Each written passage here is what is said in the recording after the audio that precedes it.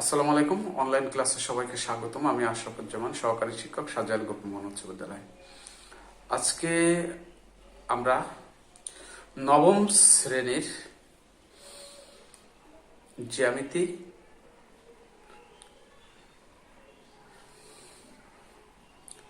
ষষ্ঠ অধ্যায় আলোচনা করব।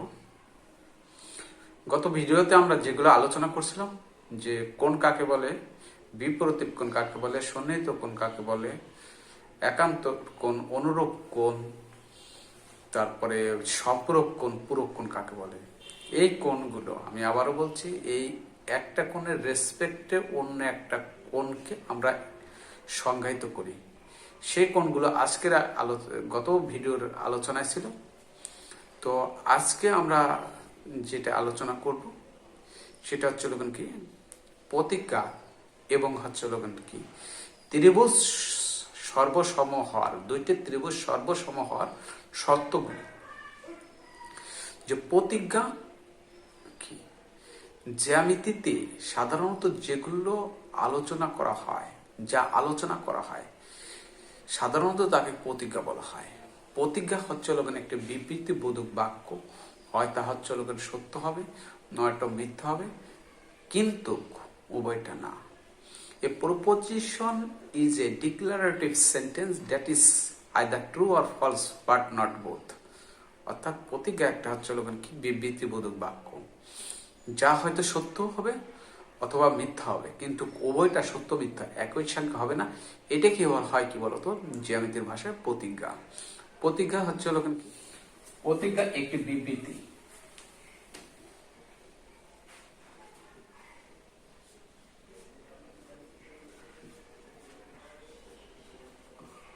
প্রতিজ্ঞা একটি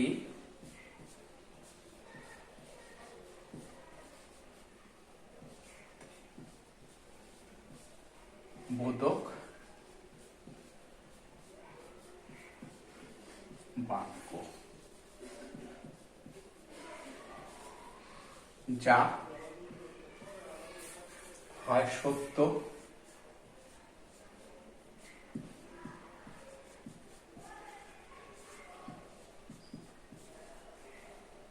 অথবা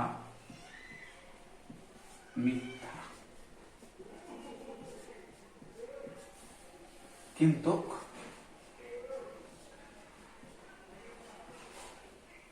উভয়টা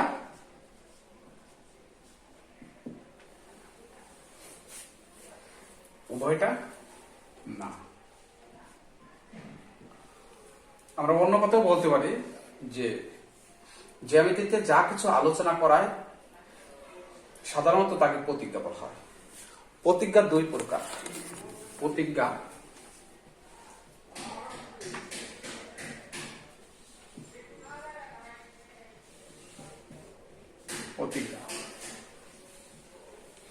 প্রতিজ্ঞা দুই প্রকার।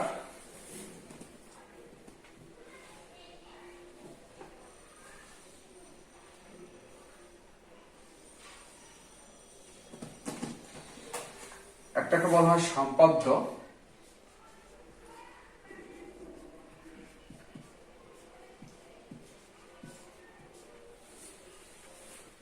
অন্যটা হচ্ছে উপপাদ্য।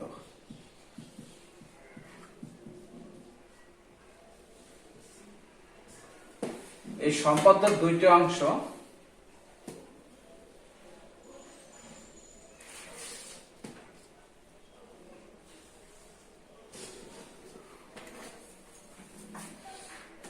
একটা হচ্ছে উপাত্ত,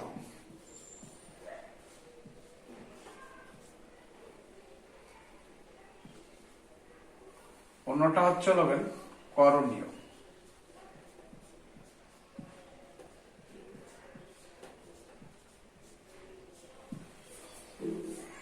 এটাকে আমরা চারটে অংশ ভাগ করব।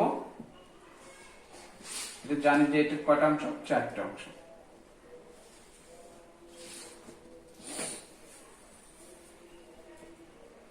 একটা হচ্ছে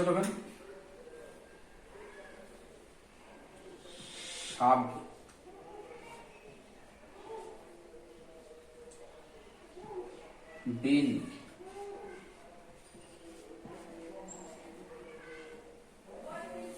অঙ্কন।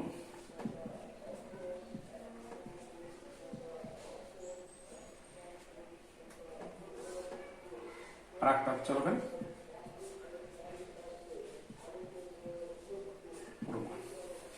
এটা হচ্ছে প্রতিজ্ঞা।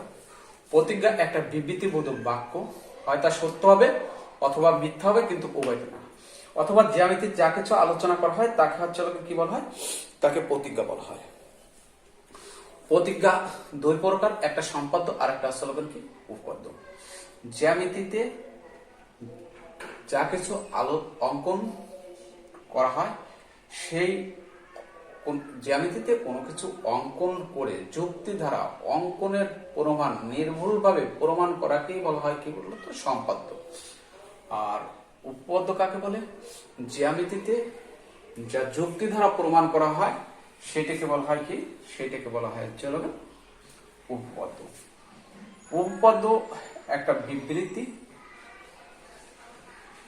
যার সত্যতা প্রমাণ করা যায়, অর্থাৎ যে প্রতিজ্ঞার সত্যতা প্রমাণ করা যায় তাকে উপপাদ্য বলা হয়।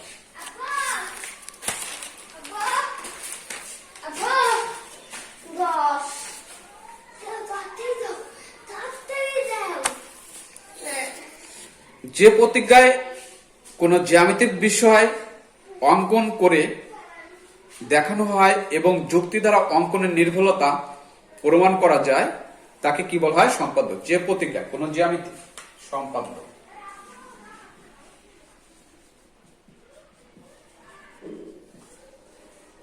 সম্পাদ্য যে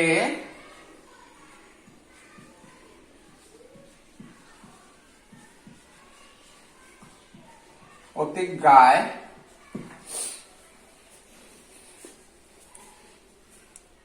কোন জ্যামিতিক বিষয়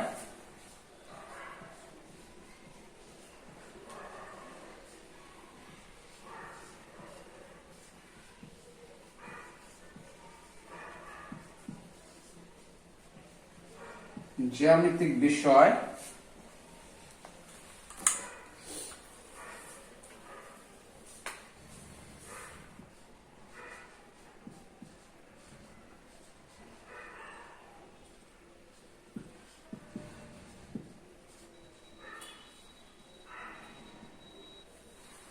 জ্যামিতিক বিষয় অঙ্কন করে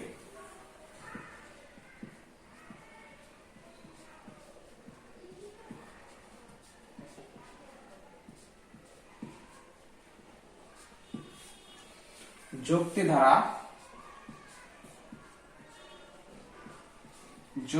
দ্বারা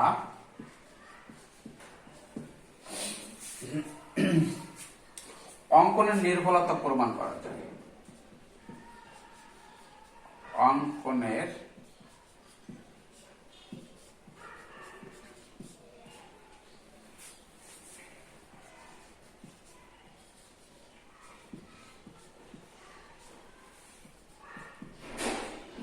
নির্ভুলতা প্রমাণ করা যায়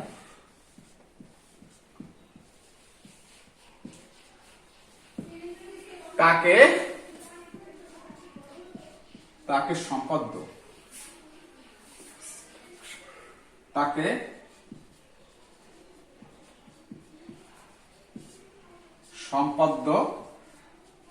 বলে। সম্পাদ্য দুইটা অংশ, একটা হচ্ছে উপাত্ত আর একটা হচ্ছে কি করণীয়।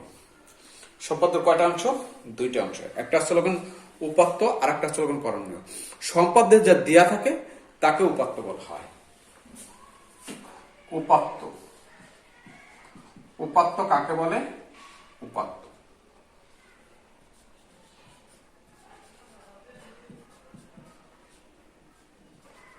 সম্পাদ্যে যা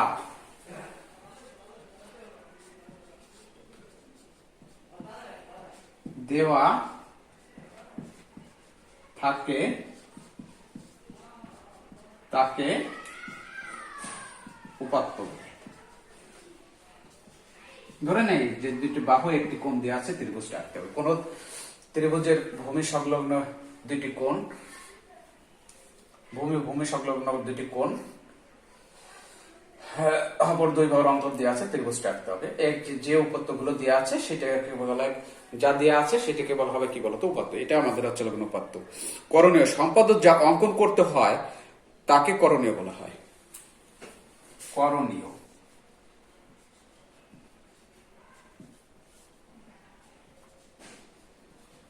সম্পাদ্যে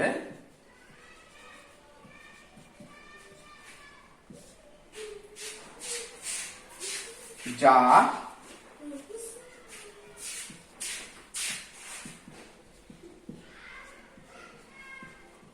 অঙ্কন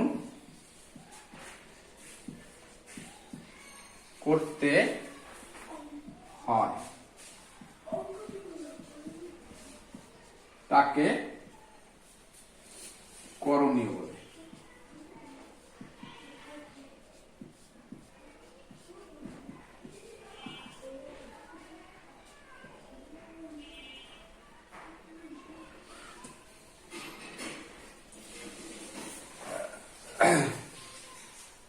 সম্পাদ্য বিভিন্ন উপপাদ্যের হচ্ছে কি উপপাদ্যের থেকে যে অনুসিদ্ধান্ত সে অনুসিদ্ধান্ত দিয়ে করা যায়। যেমন আমাদের একটা একটা সম্পাদ্য আছে যে ত্রিভুজের ভূমি সংলগ্ন দুইটি কোণ পরিসীমা দেওয়া আছে, ত্রিভুজটি অঙ্কন করতে হবে। এটা যদি আমরা করি, আমরা এটা করার সময় দেখব যে আমরা একটা সিদ্ধান্তের একটা উপপাদ্য থেকে যেটা আমরা অনুসিদ্ধান্ত নিয়েছি, ঠিক আছে, সত্য জিনিস থেকে অন্য কিছুতে উপনীত হয় হচ্ছে কি বলতো, সেটাকে বলা হয় অনুসিদ্ধান্ত। তা সেই অনুসিদ্ধান্ত থেকে আমরা যে ত্রিভুজের ভূমি সংলগ্ন দুইটি কোণ অপর দুই বাহুর ত্রিভুজের একটি বাহু বর্ধিত করলে যে বহিস্থ কোণ উৎপন্ন হয় তা বিপরীত অন্তস্থ কোণ দ্বয়ের সমষ্টির সমান। এই যে হচ্ছে কি এটা দিয়ে আমরা সম্পাদ্য আমরা পড়ে থাকি বিভিন্ন কিছুতে প্রত্যক্ষভাবে দেওয়া আছে। এরপরে হচ্ছে কি উপপাদ্য। উপপাদ্য কাকে বলে? উপপাদ্য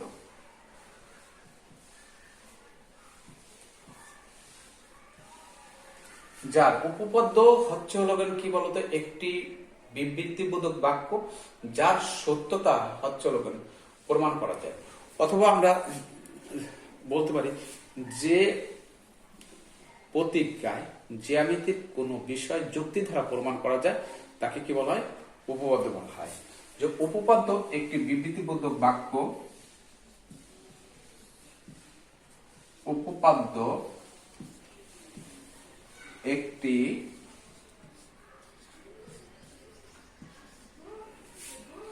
বিবৃতি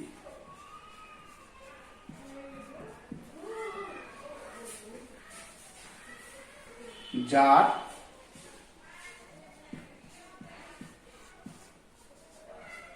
সত্যতা প্রমাণ করা যায়।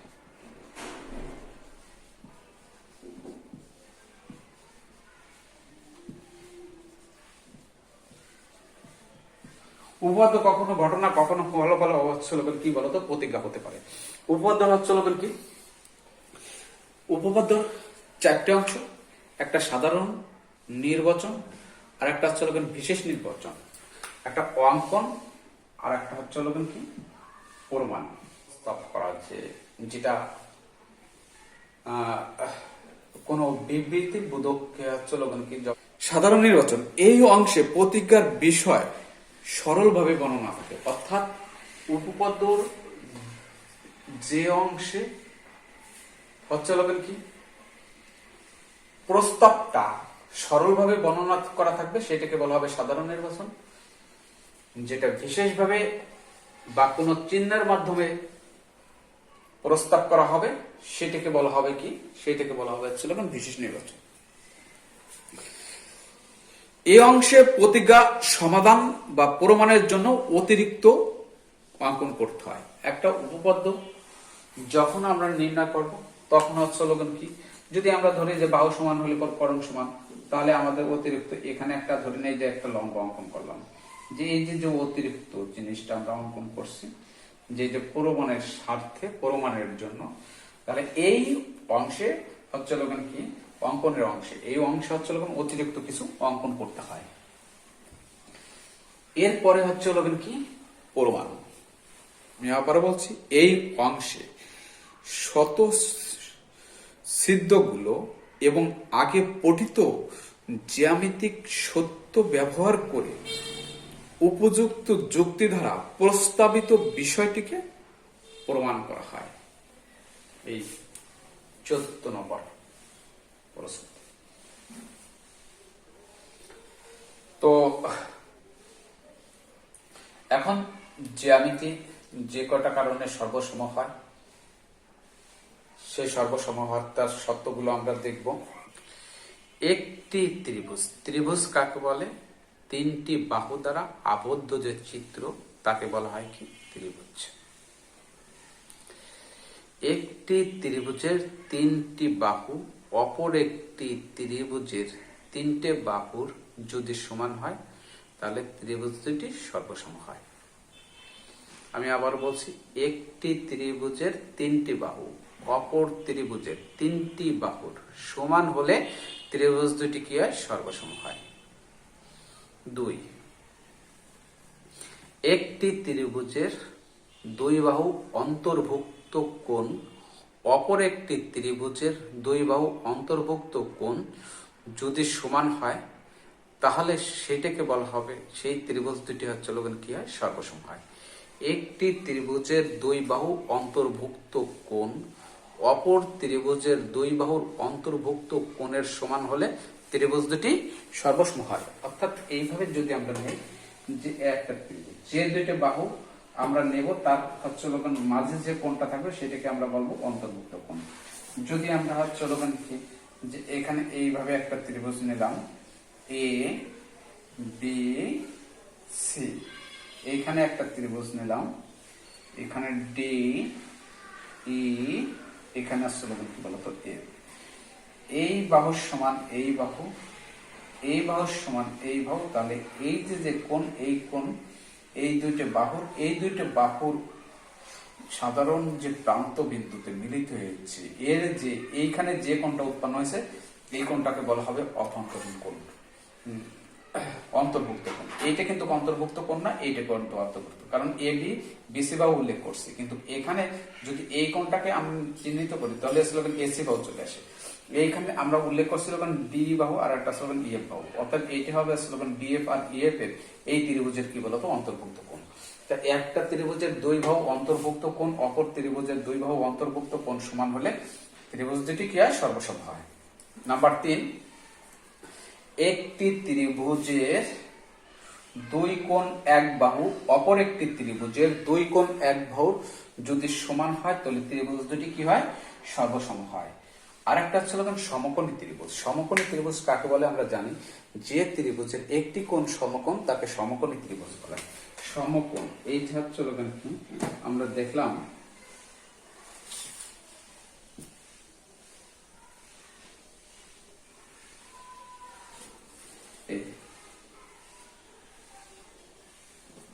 একটা সমকোণী ত্রিভুজের এবিসি একটি সমকোণী ত্রিভুজ, এটা সমকোণ চিহ্ন, এই সমকোণের বিপরীত বাহু হচ্ছে কি বলতো অতিভুজ।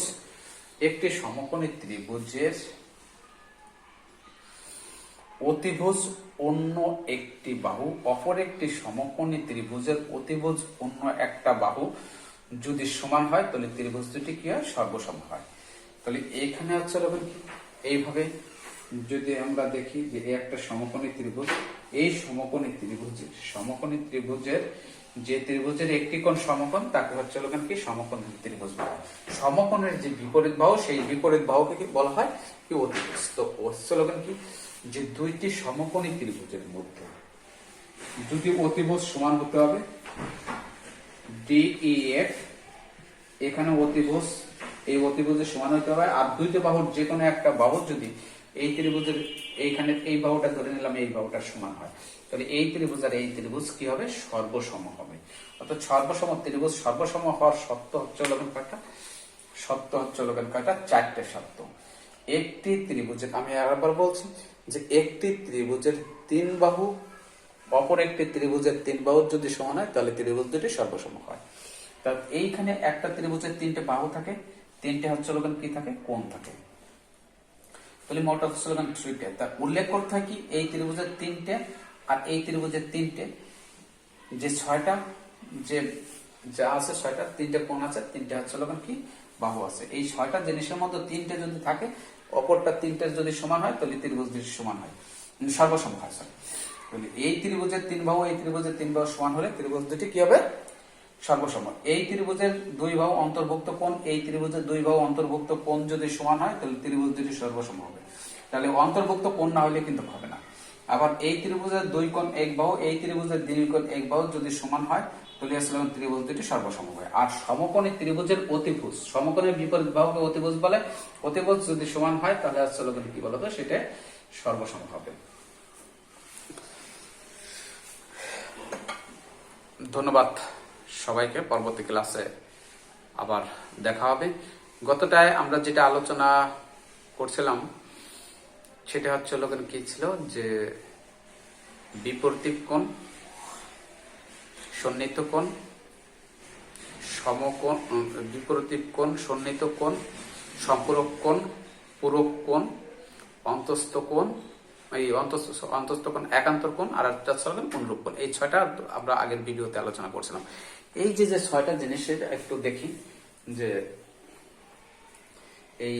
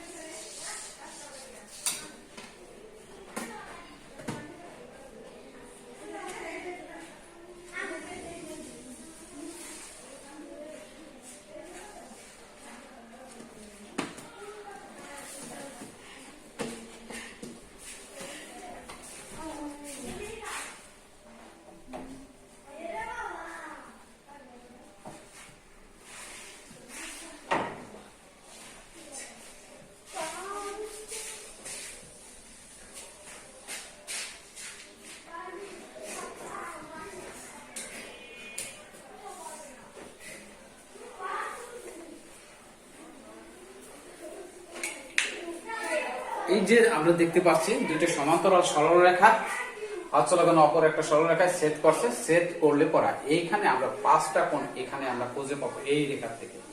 যেমন এই কোণটা, এই দুইটা সমান্তরাল সরলরেখা যদি পরস্পর সেট করে, যে আমরা পাঁচটা যে কোণ, এই কোণ আর এই যে একটা কোণ, এই কোণটার এই দুইটা কোণকে বলা হবে এই অপরটি হচ্ছে একান্তর কোণ।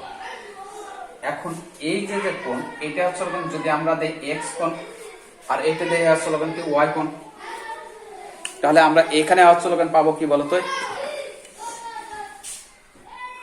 এইখানে আমরা পাবো এইটা হচ্ছে কি বলতো একান্তর কোণ। আবার এই যে কোণটা, এই কোণটার এইটা হচ্ছে কি কোণ বলতো, অনুরূপ কোণ। আবার এই কোণের এই কোণটা হচ্ছে কি কোণ, বিপরীত কোণ। আবার এই কোণটা হচ্ছে কি কোণ, সন্নিহিত কোণ। আবার এই কোণের হচ্ছে কি কোণ, পূরক কোণ। তাহলে এই চিত্রের ভিতর দিয়ে আর যদি আমরা এইখানে যদি এই বিন্দুতে একটা লম্ব অঙ্কন করি, তাহলে এই কোণ আর এই কোণ, এই কোণ আর এই কোণটা হচ্ছে পূরক কোণ। অর্থাৎ এই চারটে, এই যে ফিগারটার ভিতর, এই ফিগারটার ভিতর হচ্ছে ছয়টা কোণ খুঁজে পাওয়া যাবে। যে একটা হচ্ছে কি কি কোণগুলো পাওয়া যাবে, যে এখানে এ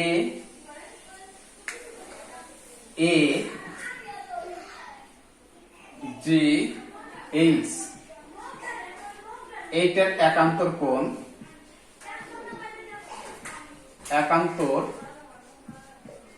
এই কোণটার একান্তর কোণ হচ্ছে কোনটা, একটা হচ্ছে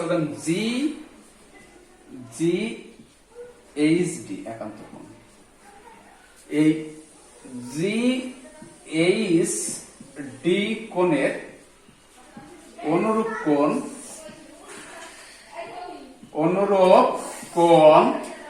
এই কোণের অনুরূপ কোণ কোনটা, এই কোণের অনুরূপ কোণ হচ্ছে বি, একটা বি জি আর একটা হচ্ছে কি বলতো ই, এই কোণটা অনুরূপ কোণ হচ্ছে এবং এরা হচ্ছে এরা কি সমান। এখন এই বি জি ই কোণের বিপরীত কোণ কোনটা, বি এ বি প্রতীক, এই কোণের বিপরীত কোণ হচ্ছে কোনটা, যে এ জি এইচ, এ জি এইচ, এই কোণটা হচ্ছে বিপরীত কোণ।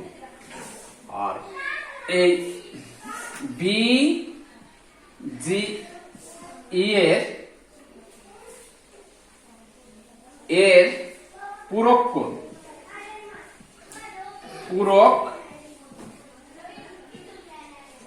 এইটার পূরক কোণ, বিজে এইটার পূরক কোণ এ জি ই, এই বিজিই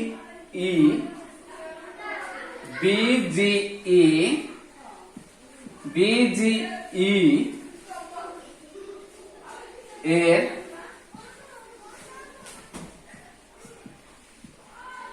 সন্নিহিত কোণ এজি,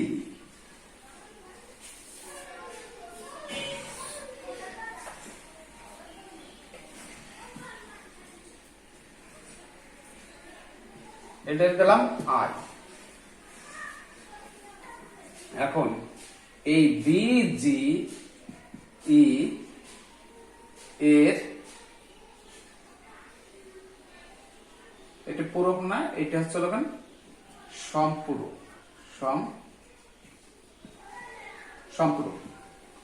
আর এর পূরক কোণ হচ্ছে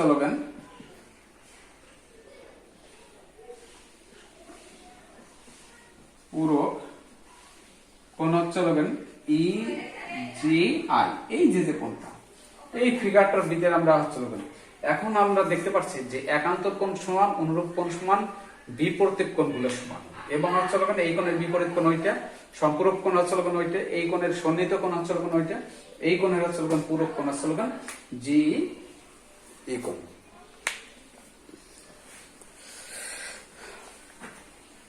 ধন্যবাদ সবাইকে, পরবর্তী ক্লাসে আবার দেখা হবে। এগুলো একটু মনোযোগ সহকারে আমরা বুঝলাম, পড়বো এবং ক্লাসটা মনোযোগ সহকারে দেখবো, তাহলে আমাদের পরবর্তী জ্যামিতিগুলো আমরা বুঝতে পারবো।